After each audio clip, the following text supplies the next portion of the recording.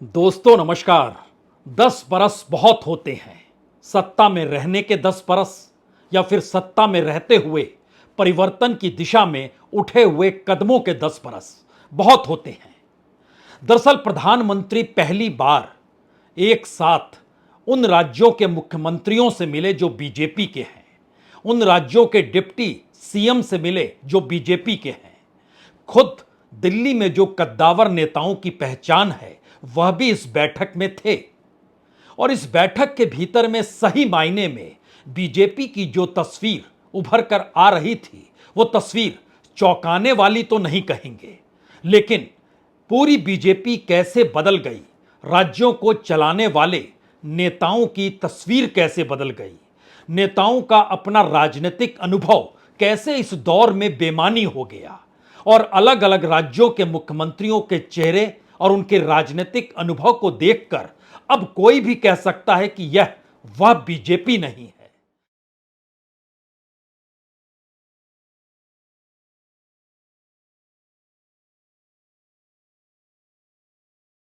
लेकिन संयोग ऐसा है कि 2 दिनों तक, कल और आज शाम 4 बजे तक, प्रधानमंत्री जब बैठक के बाद बीजेपी हेडक्वार्टर से निकल रहे थे तो उस वक्त उनके चेहरे को पढ़ा जा सकता था। उस चेहरे के आश्रय हो सकता है उस पुराने अतीत की बीजेपी याद हर किसी को आ रही हो, जब अटल बिहारी वाजपेयी थे, जब लाल कृष्ण आडवाणी थे, जब मुरली मनोहर जोशी थे, या फिर उस दौर को छोड़ भी दीजिए तो किस तरीके से एक वक्त अरुण जेटली की सक्रियता, सुषमा स्वराज की मौजूदगी और मनोहर पारिकर का होना। लेकिन अब कोई नहीं है। इस दौर में यशवंत सिन्हा को भी याद कीजिए और अरुण शौरी को भी याद कीजिए। अब यह भी नहीं है साथ में बीजेपी के। इस दौर में आप नितिन गडकरी को भी याद कर सकते हैं, जिनकी अपनी पहचान और पहचान के आश्रय अपने तरीके से काम करने का तरीका, लेकिन वह भी तो संसदीय बोर्ड से हटा दिए गए। और उन सबसे ज्यादा महत्वपूर्ण यह है कि इस दौर में जो सहयोगी बीजेपी के साथ रहे, इन 10 वर्षों में उन्होंने भी हिचकोले खाए, साथ भी छूटा, साथ छूटा तो पार्टी भी तोड़ डाली। यह शिवसेना का जिक्र है। लेकिन अकाली भी साथ नहीं रहे। जनता दल यूनाइटेड ने इसी दौर में 2 बार पाला बदल लिया, यानी बादल हो, ठाकरे हो या नीतीश कुमार हो। लेकिन जैसे ही आप इसके आगे इस मीटिंग के भीतर झांकने की कोशिश करेंगे तो कई सवाल आपके जहन में होंगे। गुजरात के मुख्यमंत्री आखिरी वक्त में आपके जहन में विजय रूपाणी याद आ सकते हैं। अब कौन है आप शायद कहेंगे, नाम याद नहीं आ रहा। कर्नाटक के येदियुरप्पा याद होंगे, लेकिन क्या वो मई याद है आपको, जो बीजेपी के मुख्यमंत्री थे, जो जनता दल वाले थे? वो नहीं। इस दौर में क्या आपको राजस्थान में कौन मुख्यमंत्री है सोचना पड़ रहा है? वसुंधरा राजे नहीं, अब तो भजनलाल शर्मा है। इस दौर में मध्य प्रदेश में भी अब शिवराज सिंह चौहान नहीं, जो इस मीटिंग में नहीं थे क्योंकि वह मुख्यमंत्री नहीं है। तो इस दौर में मध्य प्रदेश के मुख्यमंत्री मोहन यादव थे। छत्तीसगढ़ में रमन सिंह को लेकर आपके जहन में वाजपेयी जी के दौर की चीजें याद आ सकती हैं, लेकिन इस वक्त विष्णुदेव साय थे। हरियाणा के मुख्यमंत्री खट्टर एक झटके में बनाए गए और एक झटके में हटा दिए गए। अब उनके जगह जो नायब सिंह सैनी आए हैं, हो सकता है आपको चेहरा पहचानने में दिक्कत हो जाए।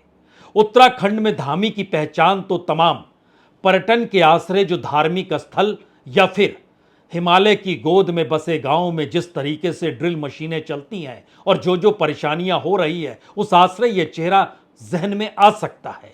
और इस तस्वीर को जैसे जैसे आप आगे बढ़ाते चले जाएंगे तो हो सकता है महाराष्ट्र में आप देवेंद्र फडणवीस को सब कुछ मान बैठे, जो मुख्यमंत्री भी बने और चंद दिनों के बाद डिप्टी सीएम भी बन गए। सरकार अपनी ही है, लेकिन मुख्यमंत्री से उप मुख्यमंत्री पद पर प्रमोशन हो गया। जी नहीं, प्रमोशन ही कहिए, डिमोशन क्या कहें। इस दौर में बिहार के भीतर सुशील मोदी नहीं रहे, लेकिन नेताओं की फेरिस्त में आपके जहन में डिप्टी सीएम होंगे। सम्राट चौधरी भी आपके जहन में इस दौर में निकल कर आ सकते हैं। बंगाल के भीतर तो सत्ता है नहीं, लेकिन वह तो टीएमसी से निकले नेता शुवेंदु अधिकारी हैं, जो लगातार कहते हैं जो साथ वो साथ, जो अलग उससे हम भी अलग, यानी सबका साथ सबका विकास नहीं चलेगा। बहुत कुछ इस दौर में बदल गया और इस बदलती हुई प्रक्रिया में 2 दिनों का मंथन बीजेपी करती रही। वो जान रही है कि अब उसके पुराने मुद्दे, उसकी उम्र खत्म हो गई। वो जान रही है कि 2024 के चुनाव ने उसे पाठ पढ़ा दिया है, एक ऐसा पाठ जिसमें वह किस जाति की नाव पर सवार हो और किस धर्म के आश्रय वोटों के ध्रुवीकरण की दिशा में बढ़े, सब कुछ तो चूक रहा है। यहां तक कि ग्रामीण भारत भी चूक रहा है और शहर के भीतर भी लोगों में गुस्सा है।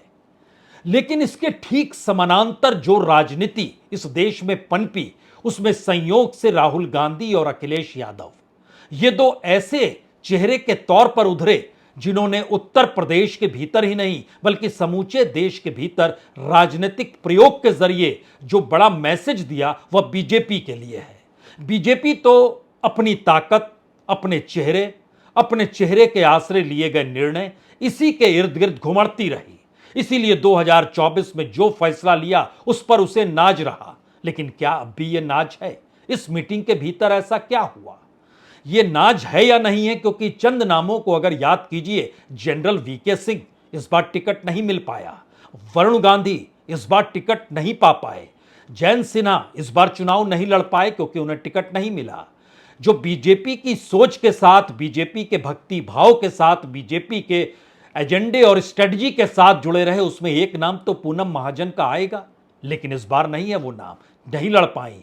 साध्वी प्रज्ञा, उस चेहरे के आश्रय भी बहुत राजनीति साधी गई, लेकिन वह भी नहीं है। इस दौर में प्रवेश वर्मा भी आपको याद आ सकते हैं, दिल्ली के पूर्व मुख्यमंत्री के बेटे, वह भी गायब हो गए। इसी दौर में विधोड़ी, रमेश विधोड़ी, वह भी तो गायब है। आपके जहन में यह भी सवाल होगा कि असम के मुख्यमंत्री तो कांग्रेस से निकल कर आए, हेमंत बिस्व शर्मा, और उत्तर प्रदेश में केशव प्रसाद मौर्य, जो एक वक्त विश्व हिंदू परिषद के साथ, अशोक सिंघल के साथ, लेकिन मुख्यमंत्री की बैठकों में वो नहीं जाते हैं और मुख्यमंत्री आरएसएस से नहीं निकले हैं, वह तो हिंदू महासभा से निकले हैं। जी, योगी आदित्यनाथ। और योगी आदित्यनाथ के इर्द गिर्द का ताना बाना दिल्ली को परेशान कर रहा है, क्योंकि जो फेरिस्त बैठक के भीतर नजर आई उसने तीन बातें खुले तौर पर कह डाली। पहली बात तो यह थी कि इस देश के भीतर हो रहे राजनीतिक बदलाव में बीजेपी है कहां पर। दूसरा सवाल, अगर बीजेपी नहीं है तो उसकी जगह कौन लेने को तैयार है उत्तर प्रदेश में और इस देश के भीतर। तीसरा सवाल, अगर बीजेपी कहीं नहीं है तो फिर प्रधानमंत्री नरेंद्र मोदी का चेहरा और उनकी नीतियों को याद करके चुनाव मैदान में जाया जाए या ना जाया जाए। इन्हीं तीनों के इर्द गिर्द घुमड़ते घुमड़ते बात राहुल की ताकत और अखिलेश का उत्तर प्रदेश में सेंध लगाना। इन दो बातों पर बात इसलिए आकर टिक गई क्योंकि राहुल का उभरना प्रधानमंत्री मोदी ही नहीं बल्कि अमित शाह के लिए भी चेतावनी है। अखिलेश का उभरना उत्तर प्रदेश के भीतर सिर्फ योगी आदित्यनाथ के लिए नहीं बल्कि दिल्ली और यूपी के बीच या दिल्ली और लखनऊ के बीच जो घमासान मचा रहा, उसके जरिए कहीं अखिलेश यादव बढ़ते तो नहीं जा रहे हैं, यह सवाल भी उठा और उठना लाजमी था। तो बात आज शुरू कहां से की जाए? सबसे बड़ी बात तो इस बात को लेकर की जाए कि जब बैठकों का सिलसिला होता है और जिसने भी 2014 से पहले की बैठकों में बीजेपी की बैठक में देखा हो, समझा हो, परखा हो, वो चाहे कोई रिपोर्टर हो, चाहे कैमरामैन हो या बीजेपी का कोई कार्यकर्ता हो या हो, लेकिन हंसी ठहाका और उन सब के बीच बातचीत के तौर तरीके हर किसी को याद आने चाहिए। क्योंकि जो तस्वीर हम आपको दिखाने जा रहे हैं, इस तस्वीर के भीतर एक खामोशी है। एक दूसरे के प्रति अच्छी राय हो या ना हो, लेकिन प्रतिस्पर्धा जरूर है, सम्मान तक नहीं है। ध्यान से देखिएगा इस तस्वीर को। इसमें अमित शाह का आना, योगी का उनकी तरफ देखना नहीं, अमित शाह का भी नहीं देखना, लेकिन राजनाथ सिंह का आना, योगी का उनको प्रणाम करना और बगल में बैठने का आग्रह करना, अमित शाह का योगी से आगे निकल जाना और उसके बाद सामने खड़े दूसरे नेताओं को प्रणाम करना, प्रधानमंत्री का आना और सब किसी रोबोट की तरह खड़े हों एक खामोशी के साथ। एक ऐसी खामोशी, तस्वीर देखिए।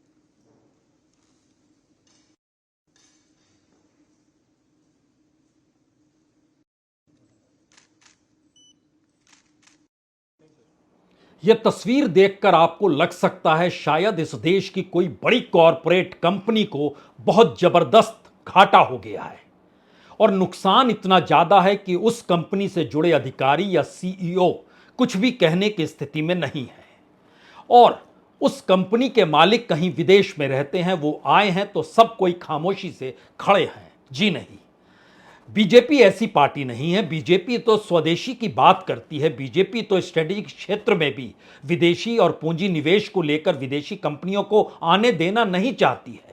बीजेपी तो ऐसी पार्टी है जो दूसरी राजनीतिक दलों से बिल्कुल अलग दिखती है। बीजेपी तो ऐसी पार्टी है जो लोगों की संवेदनशीलता और उनकी भावुकता ही नहीं बल्कि भावनाओं के साथ जुड़कर नियम कायदे बनाती है। और बीजेपी तो ऐसी पार्टी बिल्कुल नहीं कि अपने ही नेता कार्यकर्ताओं के साथ वो खामोशी के साथ सब कुछ सहते चले जाए। जी नहीं, बीजेपी तो ऐसी पार्टी है, जब इस देश के भीतर मंदिर का भी आंदोलन चल रहा था तब भी हंसी ठहाके के बीच उन परिस्थितियों को परखा जाता था कि आने वाले वक्त में कौन सी लकीर चलनी है और किस लकीर को खींचना है, और उस लकीर पर जो चलते हुए आगे की लकीर खींचनी है उसको लेकर भी स्ट्रेटजी बनती थी। लेकिन यह बिल्कुल नई बीजेपी है जिसके पास शायद भविष्य को लेकर कौन से मुद्दे होने चाहिए वो है या नहीं है, यह शायद ठीक वैसी ही परिस्थिति है जिसमें अतीत की परिस्थितियों को बदलने की स्थिति में कोई नहीं है। कोई यह कहने को तैयार नहीं कि 2024 में बीजेपी हारी है। इस बैठक की सबसे खास बात यह है कि 2024 में बीजेपी जीती है और इसी का गुणगान करते हुए जब बैठक शुरू होती है तो उसमें इस बात की गूंज होती है कि तीसरी बार प्रधानमंत्री, नेहरू के बाद प्रधानमंत्री, और इस दौर में हमारे सामने जो नीतियां हैं और हमें जिसे लागू करना है उस पर ध्यान देना जरूरी है। और चेहरा एक ही है, नेता एक ही है। इस देश में नीतियां उसी नेता के आश्रय चलती है। यह अलग मसला है 2024 में सारी परिस्थितियां लोकसभा इलेक्शन में पलट गई, लेकिन नहीं, इस दौर के भीतर में अतीत के तमाम चीजों पर पर्दा डालिए लेकिन उन्हीं चीजों को सामने रखिए। तो प्रधानमंत्री आवास योजना हो, हर घर में जल से नल से जल हो, या फिर जो भी फ्लैगशिप कार्यक्रम प्रधानमंत्री द्वारा उठाए गए वही विधानसभा चुनाव में काम करेंगे। लेकिन फिर वही सवाल, इस दौर में बीजेपी अगर चूक गई तो आप कहें या ना कहें लेकिन जानते समझते तो सबको ही हैं, क्योंकि जो आंकड़े बतलाते हैं वो आंकड़े चौंकाने वाले नहीं हैं, बल्कि बीजेपी जनता के साथ कैसे कटती चली गई और वोट उसके पक्ष में क्यों नहीं पड़ा, यह सवाल कमोवेश हर जगह पर है। लेकिन जो अनुभवी नेता हैं अगर उन्हें हाशिए पर ढकेल दिया गया और नई कतार सामने खड़ी है, यह कहकर खड़ी है कि दरअसल कभी ना कभी तो परिवर्तन होना ही था, तो देखिए परिवर्तन के साथ एक बीजेपी खड़ी है। तो अगला सवाल कोई भी करेगा, इस पूरी भीड़ के भीतर एक ही राज्य के मुख्यमंत्री हैं जिसको लेकर दिल्ली ने अपनी उंगली नहीं रखी।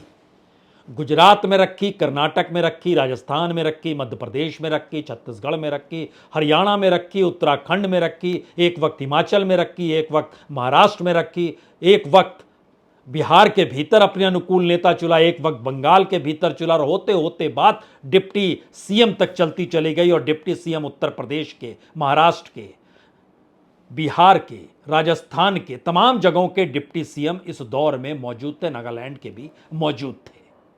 लेकिन सवाल यह था इस दौर में जो राजनीति बदल रही है उसको पकड़ा कैसे जाए, और यह स्थिति इसलिए जरूरी है क्योंकि आज ही उत्तर प्रदेश में अखिलेश यादव ने विधानसभा के भीतर विपक्ष के नेता के तौर पर माता प्रसाद पांडे जी को रख दिया, यानी एक ब्राह्मण को लाकर सामने बैठा दिया, यह जानते समझते हुए कि ब्राह्मणों के वोट बीजेपी के पक्ष में जाएंगे या एक वक्त कांग्रेस के साथ थे लेकिन मंडल से निकले हुए राजनीतिक दलों के साथ नहीं जाएंगे। बावजूद इसके उन्होंने समझा बूझा और सामाजिक समीकरण और राजनीतिक परिस्थितियों को परखकर माता प्रसाद पांडे, जो एक वक्त उत्तर प्रदेश में स्पीकर भी रह चुके हैं, मंत्री तो कई बार रह चुके हैं और 7 बार जीते हैं, अगर 2017 का चुनाव छोड़ दीजिए तो 1980 से लेकर 2022 तक 7 बार विधानसभा चुनाव वह जीते हैं।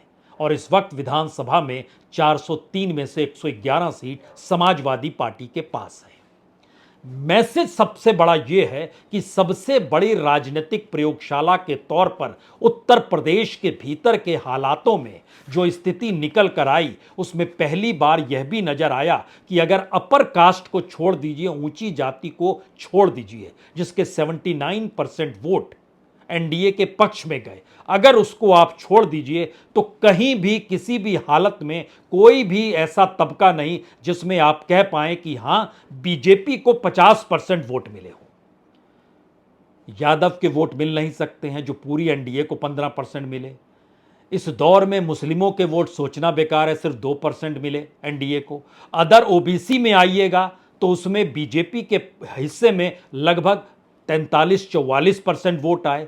कुर्मी कोयरी के वोट में आइएगा तो लगभग 48% वोट बीजेपी के हक में आए। जाटव के हिस्से में आइएगा तो बीजेपी के हक में वह सिर्फ 19% वोट आए। बाकी जो सहयोगी थे उनके मिले तो 24% तक पहुंच गए। और इस परिस्थिति में नॉन जाटव दलितों को देखिएगा तो वह भी बीजेपी के पक्ष में 21% से ज्यादा आए नहीं, बाकी 8% वोट सहयोगियों को पड़ गए। यानी एक ऐसी परिस्थिति है कि जो ऊंची जाति और यादव को लेकर और ऊंची जाति को लेकर उत्तर प्रदेश के सामाजिक समीकरणों में जो राजनीतिक प्रयोग अब अखिलेश ने माता प्रसाद पांडे के जरिए सामने रख दिया, यह दरअसल वो बिसात नहीं है जिस बिसात को बीजेपी के भीतर दिल्ली में बैठकर अलग अलग राज्य के मुख्यमंत्रियों को बैठाया गया, जो अपनी कॉन्स्टिट्यूएंसी के आगे देख नहीं पाते हैं और उन्हें देखना हो तो अब दिल्ली देखना होगा और दिल्ली को अपने संगठन सचिव के आसरे पूरे प्रदेश को चलाना होगा। यह राजनीति की काट कोई समझ नहीं पा रहा है। और उसमें सबसे बड़ा सवाल था कि जो यूपी की लड़ाई है, लखनऊ और दिल्ली की लड़ाई है, उसको टाल दीजिए तो अच्छा है। अन्यथा 3 महीने के बाद जिस महाराष्ट्र और हरियाणा और झारखंड में चुनाव होने हैं, उसके बाद तो जो होगा तब देख लेंगे। और शायद इसीलिए इस 3 महीने की परिस्थिति में प्रधानमंत्री मोदी का चेहरा ही सबसे बड़ा चेहरा है। प्रधानमंत्री मोदी द्वारा जारी किए गए या केंद्र सरकार के फ्लैगशिप प्रोग्राम ही राज्यों में असर डालेंगे। यह अलग मसला है कि अगर राज्यवार की परिस्थिति को आप परखना शुरू करें तो हरियाणा के भीतर जो दिल्ली से बिल्कुल सटा हुआ है, वहां की परिस्थिति बतलाती है कि जाट वोट लगभग 23% बीजेपी का कम हो गया। एक झटके में जो 50% था वो 27% पे आ गया।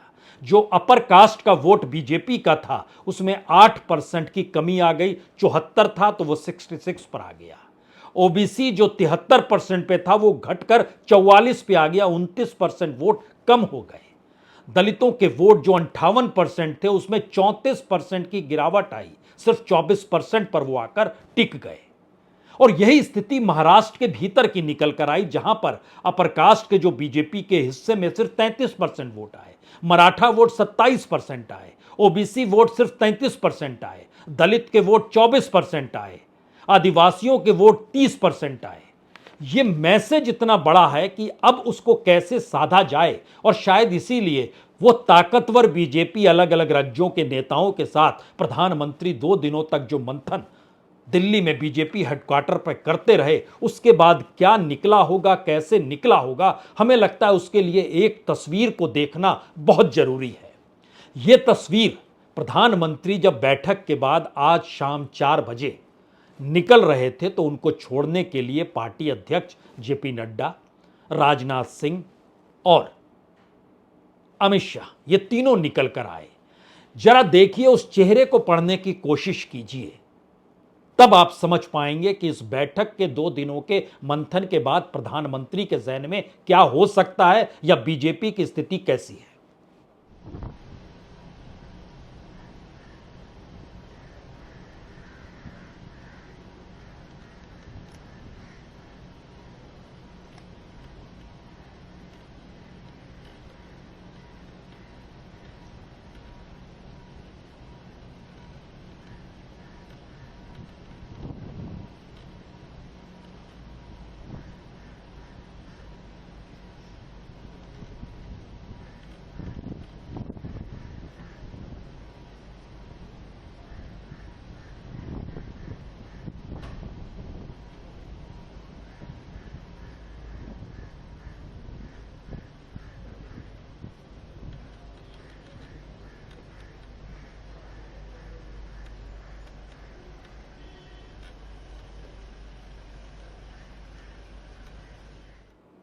असल में कल प्रधानमंत्री को इस बात का गुस्सा था कि राज्य के मुख्यमंत्री योगी आदित्यनाथ बैठक बुलाते हैं तो उसमें डिप्टी सीएम क्यों नहीं जाते हैं, वो केशव मौर्य हों या ब्रजेश पाठक हों, क्यों नहीं गए।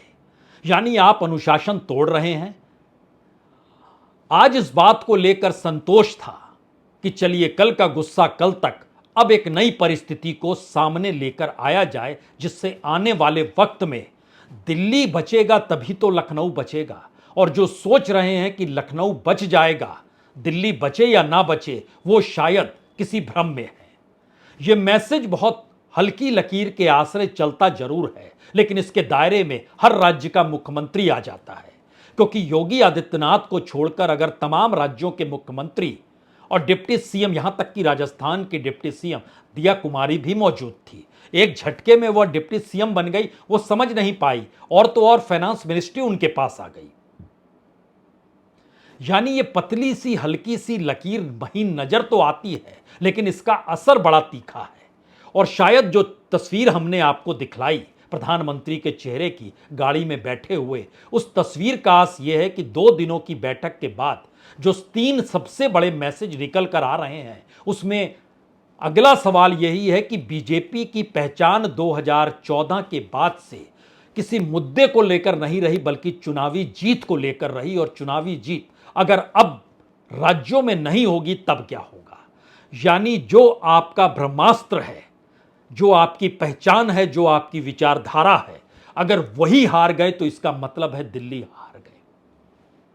अगला सवाल, क्या बीजेपी के देश भर में कार्यकर्ता और आरएसएस के तमाम स्वयंसेवक जो इस देश के भीतर चुनाव के वक्त निकले या नहीं निकले, इसको भी सस्पेंस के तौर पर अभी भी देखा परखा जाता है, तो इन सब से हटकर क्या एक बड़ा कैडर बीजेपी का मोदी को छोड़कर कहीं शिफ्ट होने की तैयारी कर चुका है? सिर्फ वो इंतजार कर रहा है कि कोई नेता सामने तो आए, और उन नेताओं की पहचान में एक नाम योगी आदित्यनाथ का है और दूसरी तरफ अमित शाह खड़े हैं। वो सोच रहे हैं कि सामान्य तौर पर मोदी के बाद कौन, ये सवाल तो उन्हीं पर आकर टिकना चाहिए। देश के गृह मंत्री वह हैं, दूसरी तरफ इस देश के भीतर में बीजेपी का जो पारंपरिक खांटी वोटर है, खांटी तरीके से उनके भक्ति के साथ जुड़ा हुआ है, उसके भीतर तो कुछ सवाल मुस्लिमों को लेकर भी हैं, बहुत सारे सवाल उस कट्टर हिंदुत्व को लेकर भी हैं जिसको बार बार परोसा जाता रहा।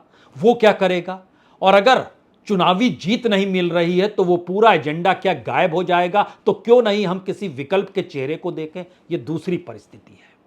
और तीसरी परिस्थिति यह है कि इन सब के बीच जो बिसात और जो फिलॉसफी कहिए, थ्योरी कहिए, जो भी परोसी जाती रही 10 बरस तक, उसको कोई एक झटके में कैसे बदल सकता है? इसीलिए बीजेपी के भीतर अलग अलग खांचे में कौन किसके साथ खड़ा है, जिसके पास पद नहीं है, जिसको पद से हाशिए पर ढकेल दिया गया, जिसको हाशिए से पद पर ले आया गया, क्या यही चेस खेली जाती रही पूरे 10 बरस के भीतर? और एक अपनी बीजेपी को इस दौर में मोदी और शाह ने बना लिया और खड़ा कर लिया।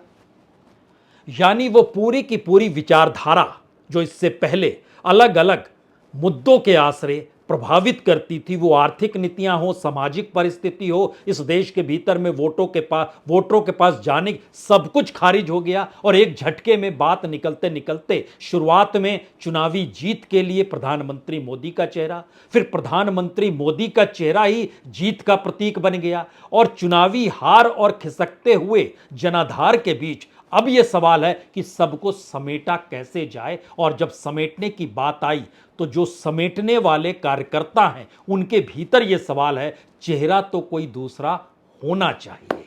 और यह सवाल अखिलेश और राहुल के जरिए दिल्ली को अब परेशान कर चुका है।